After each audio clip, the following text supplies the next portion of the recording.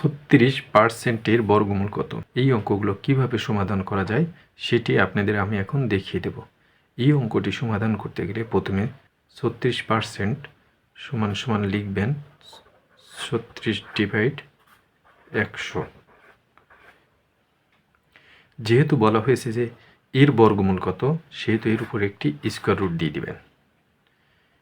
এবার 36-এর বর্গমূল 6 এবং 100 এর বর্গমূল 10। যেহেতু এটা শতকরায় দেওয়া আছে, অর্থাৎ 36% দেওয়া আছে, সেহেতু আবার এটাকে পার্সেন্টেজে রূপান্তরিত করবেন। এখন পার্সেন্টেজে রূপান্তরিত করতে গেলে বা শতকরায় প্রকাশ করতে গেলে একে আমরা 100 দ্বারা গুণন করব। তাহলে 100 দ্বারা গুণন করলাম। যখন আমরা একে 100 দ্বারা গুণন করব তখন একটা ব্র্যাকেট নিয়ে ব্র্যাকেটের পরে একটি পার্সেন্টেজ দিয়ে দেব। এখন এই শূন্য আর এই শূন্য যদি কেটে যায় তাহলে আমরা দেখব 6×10 কত, 60%। অ্যান্সার 60%।